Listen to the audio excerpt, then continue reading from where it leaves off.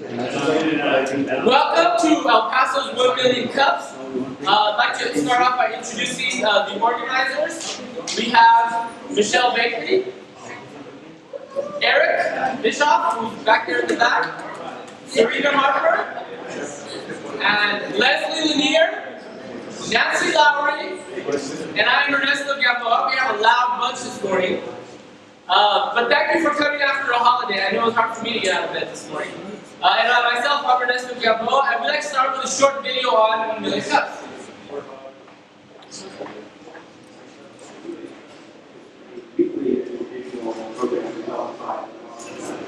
We're here that we're sitting with parents at Rancho to see what's happening across the country. What I've learned from El Rancho is very, very valuable. Sitting here with people that have ideas too, and helping them to do things. You know what? My idea is what's good for something that's good. Even if it looks like a challenge, I should still go out and try to do it. Okay, so what is 1 Million Cups? It was started by the Coffee Foundation with the idea to help promote entrepreneurship, help educate entrepreneurs. I don't think he did sit. Sorry, last week we had we got away from the handheld microphone and went to the room microphone. So what is 1 Million Cups? Started by the Coffin Foundation with the idea of helping to promote entrepreneurs and help educate entrepreneurs. Every week we bring in 2 entrepreneurs and have them tell us their story, their trials, their tribulations, how they got started in entrepreneurship. And then we have a 15-minute Q&A with you all, the audience, and that's the real value add, where you all get to get in the weeds with them, ask them the tough questions, challenge them, but also provide valuable feedback. So please make sure you do that during that section of the program. We'd like to shout out to our sponsors. We have a brand new coffee sponsor this morning, Krispy Kreme Donuts, which is, well, not the donuts, it's Krispy Kreme coffee. And thank you to Michelle for arranging that for us. Our venue sponsor is the Hub of Human Innovation, and our media sponsor is Borderland TV and Digital Bull. Please download the mobile app and check in. The mobile app does have a feature where you can provide feedback to the presenters even after the fact, so please feel free to do that. Don't forget to join the community at 1millioncups.org/El Paso, and you can follow us on our Facebook and Twitter sites. And 1 Million Cups is being live streamed by Borderline TV and Digital Bull. You can watch it on the Hub's Facebook page at the Hub EP, the number 2, the Hub EP2. And if anyone wants to be a sponsor for the live broadcast, please see one of us or somebody from Borderland TV. And with that, I'll bring up our first presenter, A.E. Gorsuch Designs.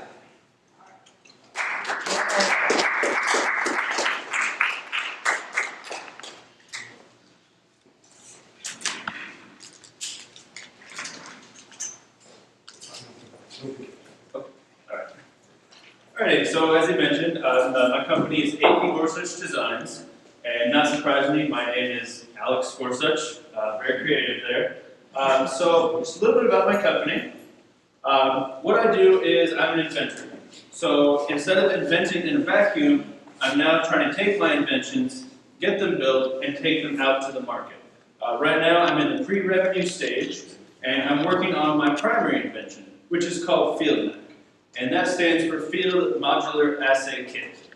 And what that big cumbersome title really means, simply it's taking tests that are in the lab and bringing them to the field where they can actually make a difference.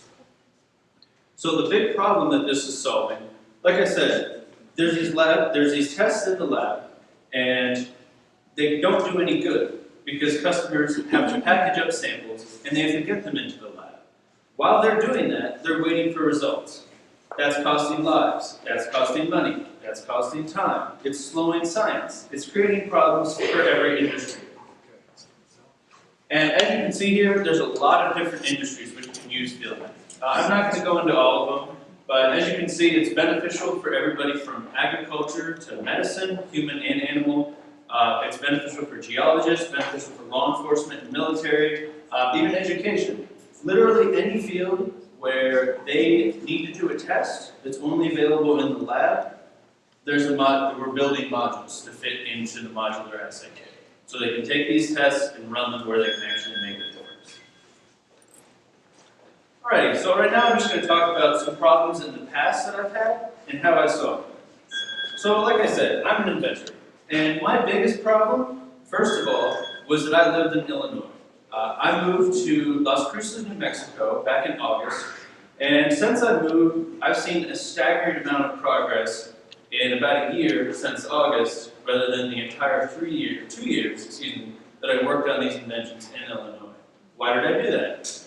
Or why did I make so much more progress? I found a university, a state, and a town that encourages entrepreneurship and encourages innovation. So some of the problems that I've encountered while I was here in New Mexico, lack of funding. So instead of banging my head against the wall, trying to raise money to fund a prototype development lab to build my prototype, I just got a mechanical engineering capstone group of 8 students who built my prototype for me. They did quite a few interns who were refining this prototype and adding modules. And if it's not obvious from my presentation, I don't have the best people skills. I'm much better with machines than I am with people. So a big problem that I had was minimal marketing skills. While these were improved through New Mexico Launch, which I was one of the 2 winners of recently, as well as Aggie iCore, which is all about customer discovery, I still have some flaws there. So I've got 2 solutions that I'm working on. Most important is a new intern that I just hired. He's building an infographic video for Kickstarter. Kickstarter is going to raise awareness, get pre-sales, get FieldMac on the map. And in addition, the Dean of the Graduate School at New Mexico State is seeking to build a dissertation program for the marketing of my inventions. And then this one is a little bit sciencey, but don't worry, I'll explain. So one of the most useful modules in the FieldMac, it's called polymerase chain reaction. And simply all it does is rapidly cycle relative hot and cold. It's just to amplify genetic material. You can use this for almost everything in microbiology, most importantly detection and diagnosis. So if you're a doctor, you can take the FieldMac out, you can test a patient, you can find out what's making them sick. So polymerase chain reaction, which is what we were using, it was too energy efficient. It needed the thermal cycle. So we kept trying to find a better solution, and we started running a new process, which is called loop-mediated isothermal amplification. And what that very strange acronym means, it's just a similar thing to PCR, except it's a lot more energy efficient. So finding solutions for the same thing, because it can detect and diagnose as well, but it can do it in a cheaper, more rugged way. And finally, like I mentioned, for customer discovery, it kind of goes along with minimal marketing skills. And through that, I utilize both Aggie, iCore, and Launch to get around my lack of people skills. So through all these, you can see that I've encountered problems, both hardware, monetary, and marketing sort of people stuff. And I found a way around each of these. Alright, so right now I do still have 2 problems that I'm working on. A lack of web development. I can build websites, but they're just functional. They're not pretty, much like this slideshow. And same thing with app development. I can build very, very weak, very functional apps, but they're really not great with the UI. They're not great at being, aesthetically appealing. So for both of these, my original proposed solution was, why don't I find an app or web development company to build these for me? Because the great advantage of this primary invention, FieldMac, is all the data is stored in the cloud. So customers can do this stuff in the field and access the data from anywhere. We need an app for servicing on phones. So originally I was going to outsource this. I was going to hire a company to build them for me. But then I realized, if I'm already getting a whole bunch of interns to take care of problems, why don't I find some interns who are skilled in this? So I'm trying to set up some stuff with DACC and the area high schools in Las Cruces, trying to incorporate that labor pool. Alrighty, so just a little bit about my strengths. So one thing that I've built is a very productive corporate culture. I'm building based on what's called servant leadership. So my job as a manager of my 15 interns is to remove their barriers. Whether that's lack of coffee, lack of organization, lack of tools, lack of supplies. I get rid of those so they can be at their best. And finally, funding sources. I've had quite a bit, like I mentioned, Aggie, ICOR, and Launch. I recently got the New Mexico Innovation Voucher and private investment. Then just a little bit about community involvement. So at Arrowhead Center and Studio G, that's all about taking these inventions and taking them to market. So lab to market. Right now I have 15 interns, and they range from high school to postgraduate. As you can see, a lot of different skill sets. Mostly like me, focused more on the science. Right now I'm still trying to find some app design, marketing, web design. Also I've been pretty heavily involved with New Mexico State. Right now for Field Mag, I'm applying for both the Department of Defense and a Homeland Security grant for this project. Alrighty, and that is it. Any questions? Yes, sir. How do you deal with the intellectual property, working with students and also, if you have anything submitted? In a word, carefully. I have 6 provisional patents which are submitted for the Field Mag itself, because patent individual components and the entire gestalt sort of modular ecosystem. And then I have some other patents on other things. Right now they are provisional, and Studio G and Arrowhead have been very helpful in getting me in touch with a lot of patent attorneys who can, look over my work and help me out and provide me with a keen, educated eye. What's part of your customer? Just go back here a sec. So, sorry, too far. So as you can see, there's a lot of target customers for Field Mag. Originally, I was aiming for biohackers, which biohackers, it's a scary sounding word, but essentially it's people who just do science in their garage. Originally, I was aiming for biohackers as my early adopters, people who work with me through the Kickstarter process, refine my prototype, etc. And then aim for veterinary medicine. I have a lot of connections in the vet med industry, and frankly, vets are a lot more approachable than human physicians. But now, like I mentioned, I'm applying for a Department of Defense and Homeland Security grant. So now I've moved up the timetable of military and law enforcement to be, because they're larger markets, and especially law enforcement, Field Mag can be doing a lot of good by allowing forensic identification on site. Are your interns being paid or are they volunteer? 2 of them are being paid.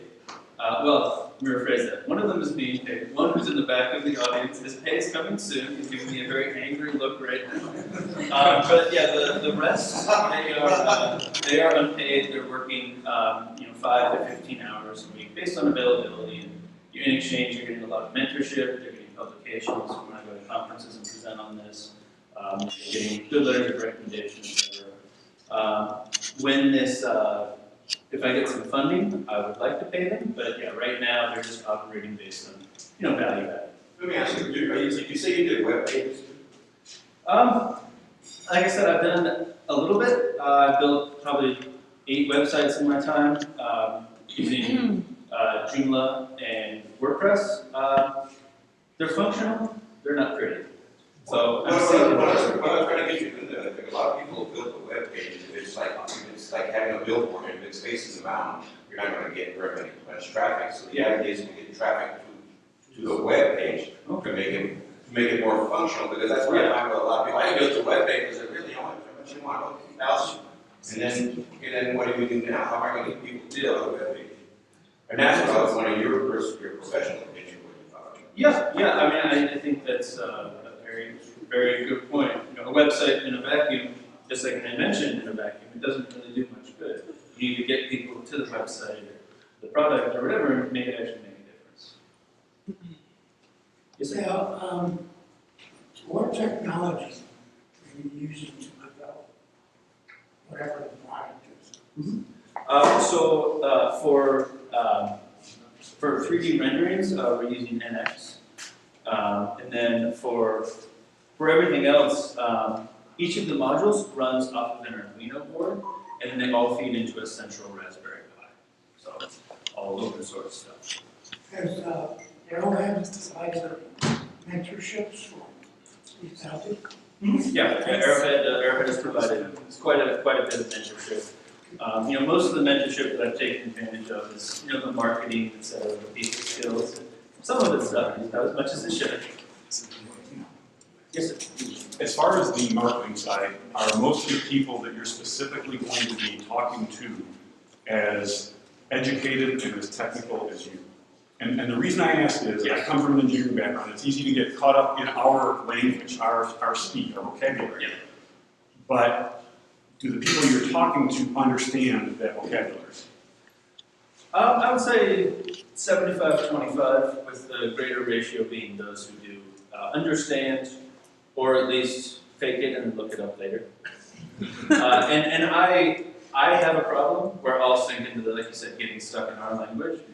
So that's something I try to be continuously cognizant of. And is that something that you're communicating to the interns that are working on your marketing for you, that they have to take what you're trying to do and turn the marketing materials into something that's going to be understandable to the audience? Yeah, that's something I've been working on with them. Making it accessible to the layman. Like I said, one of my interns is building an infographic video, and he was originally going to do, here's the name of this module, and here's what it does, and etc. And I said, well, you know what? Let's just show a picture of a person using this module. Like if it's a doctor, show a doctor's office, show a stethoscope, show all the, maybe a Norman Rockwell painting in the background, all the cliche doctor stuff. Rather than using the technical terms, just show an idea of the product being used. Do you have a picture of the product being used? Because I still don't understand what I do not have a picture of the product being used, but that is good advice. Well, because I'm new, so I still don't get what the Yeah. plan is. I was gonna say, I'm the 25%. Can you, Actually, that's a percentage. give us an idea of your invention? And what- Yeah. So I think, like I said, I get stuck too much in the engineering language. Right. So what field mag is? It's a box about this big, and it has 8 modular slots. And built into the box is solar, AC, and DC. So it can get charged from anywhere, and it can run in a rugged environment. Okay. And I have a bunch of different modules for different tests that are used. Like a centrifuge, the lamp, the light loop-mediated isothermal amplification, a spectrophotometer, a water soil tester. So customers buy that base kit, and then they buy the modules they need to run the tests out in the field. Is that cleared up? Much better. Okay. So each one will be programmed just specifically for the individual groups that you have in this way. With your church, like you have an NDA and Yeah. private company? I do have a number. What's your background on? Oh, my background is really nothing to do with filmmaking, or nothing to do with this science. So, undergraduate, I studied psychology, and then came down here for grad school in industrial engineering. I spent, like I said, 2 years in Illinois, just banging my head against the wall, trying to get this put together. And the original idea for FieldNet, the idea of taking tests in the field, it comes from, I've spent a lot of time in my life living in tents. I spent 4 months living in South Africa, rehabilitating penguins, and 4 months living in a tent on a glacier in Alaska training dog sled teams. Wow. And for each of these, especially in Alaska, the big complaint I heard, especially in South Africa, the big complaint I heard was that they couldn't run diagnostics on site. They had to package things, ship them off. So that was the inspiration. Being able to get science in the field where it actually makes a difference. Awesome. So, and you've got patents and you've got NDAs. There's got to be other competition out there. Is there in the world? Yeah. Is there competition to join forces with? So there's competition in the sense that there are some single-use aspects to the test. There are some products where you can take, for example, there's a fantastic centrifuge. It's called LK Centrifuge. It's extremely rugged, it's big, it's heavy, and it's ridiculously expensive. But it's only for spinning petroleum samples. So what I do is I take a lot of these tests, which some are available in the field, and I'm making them modular. So the customer has a single solution that will adapt to their needs. Okay. Does that answer your question? It does. So it seems like you're trying to make it more inclusive. Exactly. Making science accessible. So you upload it to the cloud with a Raspberry Pi. What kind of server do you use? Do you use like a PHP server? Do you connect Yeah. So Wi-Fi? Connect Wi-Fi? yeah. So I'm like I said, I'm working on the app now to build that and get it up into the cloud. Oh, okay. Yes. I've seen a hand back there. I have a question. From what I understood, you've got some students to help you build a prototype at this point in time, and you're looking for funding, is that correct? Mainly, yes. Have you figured out exactly what it's going to cost for someone to purchase one of these, and what the cost of manufacturing is, and where you're going to do this? Mm-hmm. Yeah. How much does it cost to buy one of these if I was interested in buying it? Yeah. So for the base kit, I would say about 5,000, and then for each module after that, just 500. And then there's also a non-rugged version. The sort of flagship model, right, is the field modular assay kit. And then I also have just a modular assay kit. Because not all my customers need solar cells. They don't need AC, they don't need DC. They just need something where they can plug it into a wall and have a modular system. And for that one, I'm thinking around $2,500 for the kit. And then the modules are exactly the same, so same $500 per module. Yes, sir.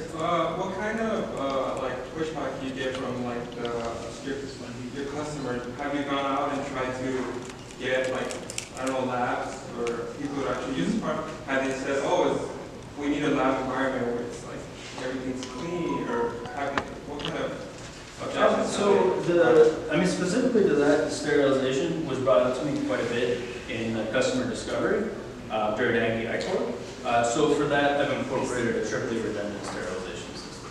So there has been, pushback in various ways. Either, and the actually original inspiration for the modular design came from my customer discovery, where one customer that I was talking to, he just kept saying, well, why do vets need gel electrophoresis? Or, why would physicians need this? Or why would X customer need Y module? So I was thinking back and I said, well, if they don't need it, I don't want to have them buy it.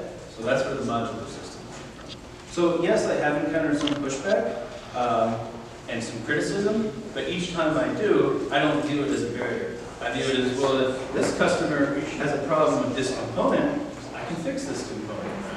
And then, this customer will love the product.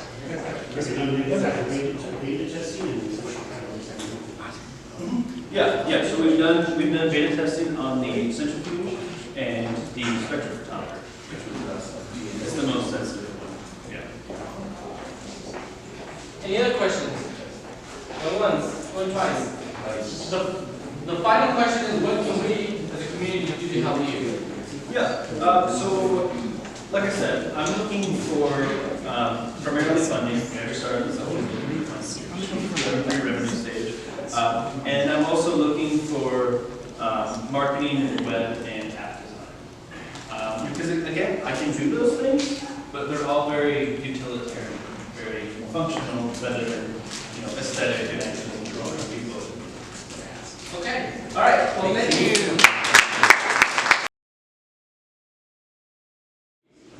All right. Now we have some announcements here. First, I'd like to have anybody who's presented in the past, just by a show of hands. If you presented here 1 million cups in the past, please raise your hand. We'd like to recognize you.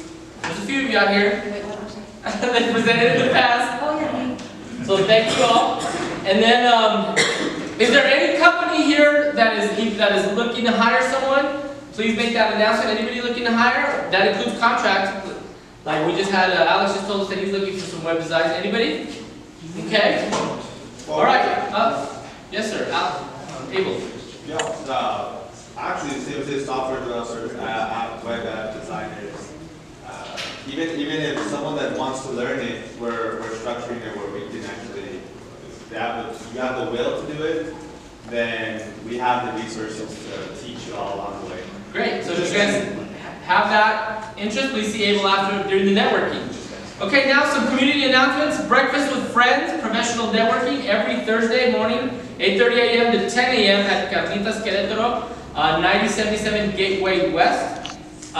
Next we have Cultivating Innovation in Agriculture, presented by the Arrowhead Center of New Mexico State University. That will be August 10th, 11 a.m. to 4:30 p.m. at the New Mexico Farm and Ranch Museum, which is, by the way, is a great facility. If you've never been there, you should go just to visit that. So let us know if you need any information on that. Next, a live webinar invitation for Excel, Creating High Impact Business Reports. That'll be Wednesday, July 26th at 11 a.m. Mountain Time. So please let us know if you're interested in that. Next, we have Wellness Wednesdays with Dr. Will, who's a past presenter here at 1 Million Cups. The third Wednesday of each month from 5:30 p.m. to 6:30 p.m. And that is at his clinic, which I've not seen, at the Mesa Hills Chiropractic. July's topic will be Alzheimer's. So go check that out. Next, build a successful crowdfunding campaign that is put on by the Hub of Human Innovation, where you currently are. That's going to be Saturday, July 15th from 9 a.m. to 2 p.m. So please let us know if you're interested in that. Next, the Greater El Paso Chamber of Commerce is hosting the Governor Small Business Forum. That's August 10th from 7:30 a.m. to 2:30 p.m. at the El Paso Convention Center. And next, QuickBooks for Small Business, put on by the El Paso SBDC, Small Business Development Center. That's a series. It's going to go Mondays and Wednesdays from October 2nd until November 22nd, each night, 6 p.m. to 9 p.m. That'll be held at the El Paso Community College Administrative Services Center, building B520 on Viscount. And with that, if there are any other community announcements? No? So we typically give away a travel mug now. So the question is, who is going to sign up this week to be a future presenter of 1 Million Cups? How far in the future? In the next month or so, at least. Here, right here. This lady right here. Who's first? Who's first? I saw this gentleman, sorry. Sure. The alternate. Okay, and with that, we'll bring up our next presenter, Rancho Los Amigos. Did I get it right, Bob? Yes, you did. All right. All right.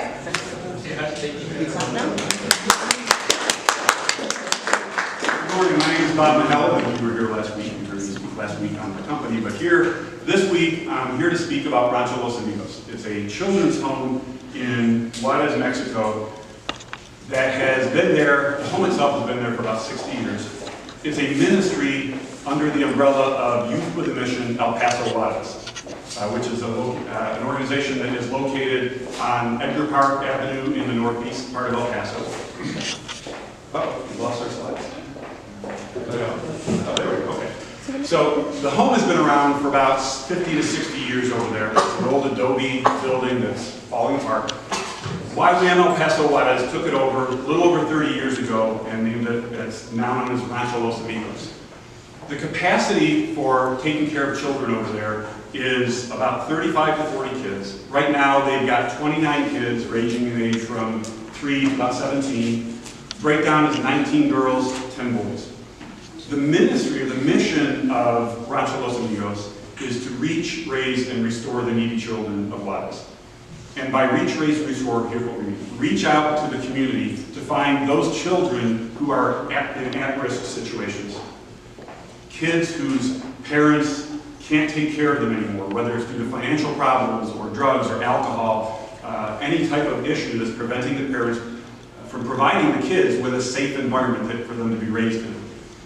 Then, once they've reached out to these children, in some cases it's also orphans, kids that are brought to them by the Mexican version of social services, the DEEP over there. The next part is to raise them, and to raise them in a safe, loving environment that gives them opportunity to succeed in life. Most of these children come from extremely disadvantaged backgrounds that really have no opportunity.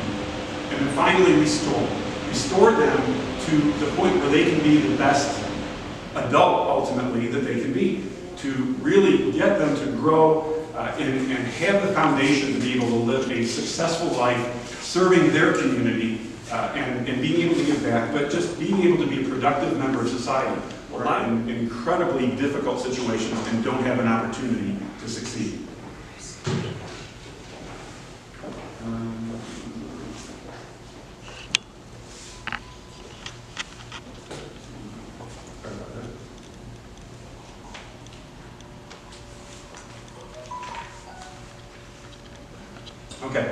In the case of who's at the home, a few of them are orphans. We don't call it an orphanage because most of the kids aren't actually orphans. But they come, the background some of them come from. One example I'll give you is, my family's been supporting this organization and the children's home for about 15 years.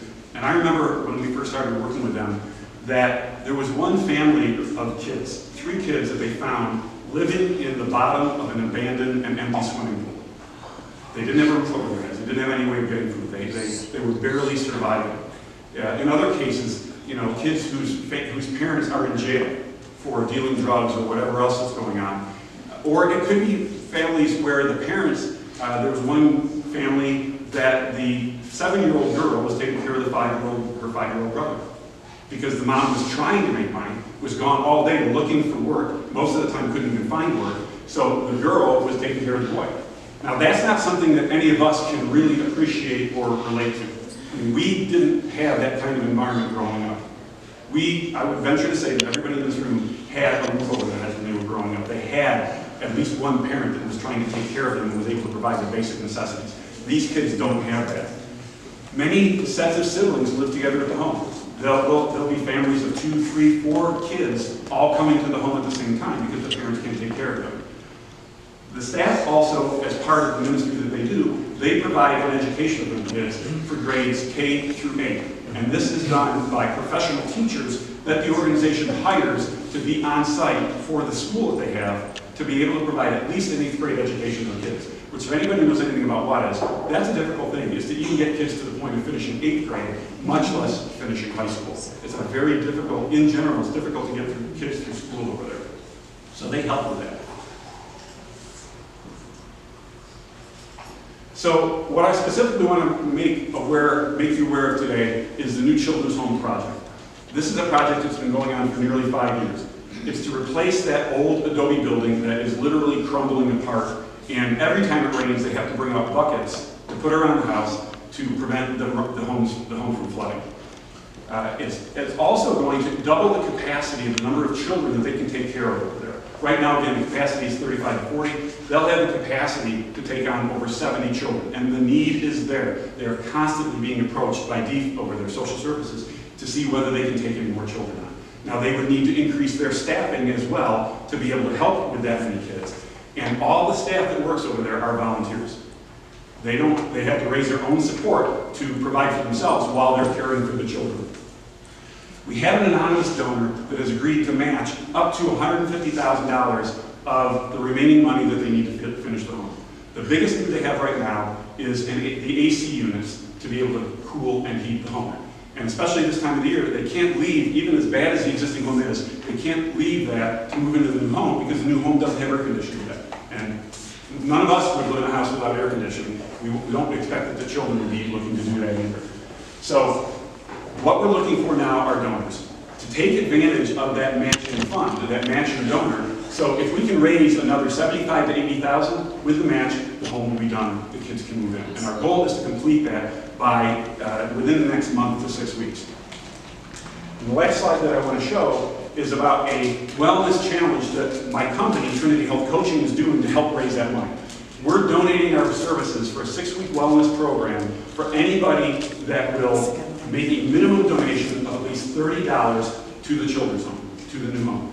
If you do make that $30 donation minimum, then we've got a program that just started that will provide 6 weeks of virtual online wellness education to help you get healthier while you're helping the organization raise the last money that they need. And I would challenge local businesses to consider sponsoring teams at your workplace to help them get healthier and help the home progress towards getting into the new home in this coming month. Here's the information for the director of the home and my information. If afterwards you have any questions, you can write this information down and contact them. And at that point, I'll open it up to any questions anybody has. Yes, you said your mission is to help these children succeed. Can you give us an example of a success story? Absolutely. There's a young lady by the name of Brenda who came to the home with her 2 younger brothers, when they were in the 3 to 4 year old range. Brenda has finished up her master's degree at UTEP. She came over here once she finished high school and went to UTEP for her undergrad and graduate. She's engaged to be married. She's potentially going to be moving to Washington, D.C. for a job. She's been offered a job in D.C. Incredible success story. There's several young ladies that have graduated from high school and have now married and started their own families, that are doing mission work in the field all over the world. And they actually had their first young man graduate from high school while still being at the home. Many of the young men especially will leave the home when they get to be 15, 16 years old because they want to get out on their own and start life on their own, not realizing what they're getting themselves into.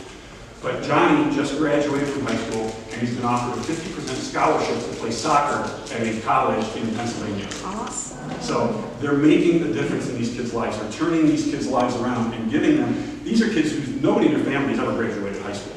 And now they're helping them get through high school and in some cases get through college. So it's just really wonderful work that they're doing. Yes, sir. How do we reach Kechak? Pardon me? How do we reach Kechak? I'm not familiar with that. Is that an organization? Yes, it's an organization.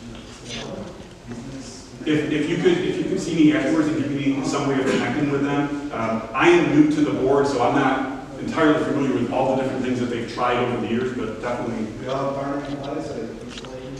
Yes, there's a nonprofit entity in Juarez as well, affiliated with it. And there's an entire staff of people in Juarez, so they would be the ones that would reach out. But if you've got some connection or contact information, please, absolutely. How have you funded previously? Have you used loans or anything like that to continue to build? Everything has been self-funded. Their approach to the project from the beginning was to lay out the project in phases, and they would not start a phase until they raised the support to pay for that phase of the project. And then when they get done with that phase, they wait until the money is available for the next phase. That's why they haven't moved into the home yet. The structure's been done for a while, but there's been a few remaining things. The kitchen equipment, the AC units, they did get the kitchen equipment donated just within the last week or two. So that's actually in place now. The big thing is the AC, but they are not taking on any debt. They don't believe, it's a faith-based organization, and we don't believe that we should be taking on debt. So they're trusting on God to provide for every phase of the project. Yes, ma'am. What started it? Pardon me? What started it? What started the project or the home? The home originally.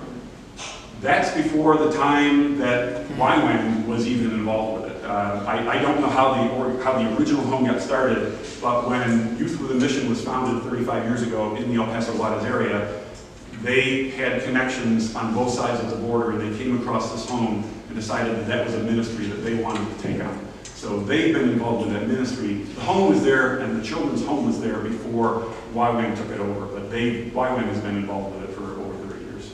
But I can't answer as to exactly how it got started 60 years ago or whatever. Maureen? How long has it taken to start the new home, to build it? It's been almost 5 years. 5 years? Because of the fact of waiting for money for each phase of the project. If they'd taken out a loan for the full amount of the project, they could have had it built in a year, something like that. Right. But because they're trusting for God to provide, that's what the reason it's taken a while, because they're building in phases. So you're almost basically done, just need that. Once they get the extra. AC units, they could move the kids in. There's still some other miscellaneous things that need to be done, but that wouldn't preclude the kids from moving into the home. The AC units are the biggest thing that they need now to move in. Okay. What is the age limit? How big is this house? So the age range, they'll take as young as 3. They really try to avoid, if they can, taking children in diapers. But basically 3, and they have to move out when they turn 18. They're not, because of Mexican law, they're not allowed to live there once they turn 18. Has there been conversation with those companies that do AC? Absolutely. We've reached out to companies on both sides of the border. They have a company that's willing to give a discount. Obviously, there's still money associated with that, both from the purchase and the installation. But we have relationships with organizations on both sides. Much of the physical material for the home has actually been donated by companies on both sides of the border. So they've been able to do it much more cost-effectively than what they originally anticipated. Yes, and your health challenge, I understand it's $30 and it's being matched by an anonymous donor. Yes. And I understand it started on Saturday. Is it still, do we still have time to sign up? Because it's virtual, everything is being uploaded to a Facebook group that we're creating for the participants in the program. And we're also emailing and texting daily videos to them, short 3 to 5 minute videos. So if somebody decides to join after we've started, this week, next week, whenever, they can always go back and watch all the previous videos to get all of that same education and then get plugged into the Facebook connection. Okay, thank you. There's no limit to when they can start. Right.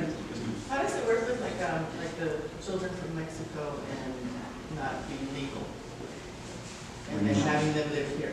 The home is in Juarez. Oh, the home is in The home is in Juarez. not here. The home is in Juarez. And so why is it, I don't understand, do you get El Paso children to go live in Juarez? No, this is for Juarez. That's okay. I'm sorry to make that clear. This is located in Juarez for children of Juarez. It's a ministry to reach out to the children of Juarez that don't have other opportunities. We have the Lee and Beulah Moore Children's Home in El Paso. It does a wonderful job of creating a similar environment to what the Rancho Amigos does over in Juarez. But this is in Juarez for Juarez children. Everything is over there. There's a U.S. 501c3 that oversees what they're doing over there, and so if anybody makes the donation, it's tax deductible. You said examples of donations besides money. Can you give us examples of what donations you have received other than money?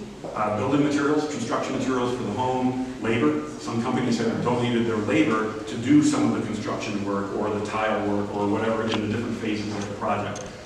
They're always looking for volunteers too to help with the kids. And so if somebody were interested in that as well, or interested in sponsoring them, because the funds that they use to take care of the children on a daily basis is also all donation based. But the specific thing that they're looking for now is to get the kids into the new home, because even the rains that we've had already have resulted in flooding in the house. Our family has supported the organization for about 15 years. My first wife, who passed away from cancer 12 years ago, had connected with somebody. We went over and visited the home and spent some time over there and decided that we wanted to sponsor one of the children. 10 years ago, my oldest daughter, Carrie Carpintero now, she went on staff over there full time. She's been living over in Juarez, working there for almost 11 years now. And effective July 1st, she and her husband took over as directors of the children's home. I'm on the oversight board, the El Paso Juarez YWAM legal board that oversees the operation of the entity. But it's through family connection, through the relationship we've had with the organization for years. And now, obviously, I've got a personal vested interest in it because my daughter is one of the directors of the home. Is there other ways that we can make donations, or you don't have to. Anything? If somebody wants to donate to the children's home, you don't have to participate in the wellness program. It's just a vehicle we're using to try to help people get healthier while making the donation. If you want to make a donation just to the children's home, you can do that too. You don't have to participate. What I might recommend is, if that's your perspective, you're not looking to get healthier yourself, which is fine, make a donation and sponsor somebody else that you know that is looking to get healthier. That way, it's a win-win. You make the donation you're looking to make, but you're helping somebody else get healthier in the process. But even if that's not the case, you can make the donation, and that's all you need. Sure. Any other questions? Any other questions? Okay, and again, I think you covered this a lot, but you want to reiterate, what can we as a community do to help you? Donate. Donate. We need financial support to get the kids into the home. So if you go to the website at the bottom there's a link at that website to there's a donate button that you can donate and help these kids get into their new home in August. And if you have a business, consider sponsoring people in your business to participate. Okay, great, thank you. Thank you. I'll take it to the director over in Juarez. Great. Okay, let's take our pictures. Again?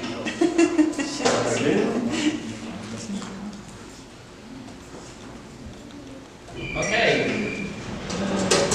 Okay, well, we just have a few more announcements before we're finished up here. Please, if you did not sign in when you got here, please do sign in before you leave. This is very important. We need to report back to Kaufman and our other supporters that we are having an impact and we're getting folks to come out. So please do sign in if you didn't do so on the way in. And please also let us know, there's a little section, let us know how you heard about 1 Million Cups. Please sign up to present. I try to bribe you all with a mug and I only got a couple of takers. So please sign up to present. We do need presenters. Tell your friends about 1 Million Cups. Come back and see us and bring your friends. And with that, thank you again and we'll see you all next week. Thank you.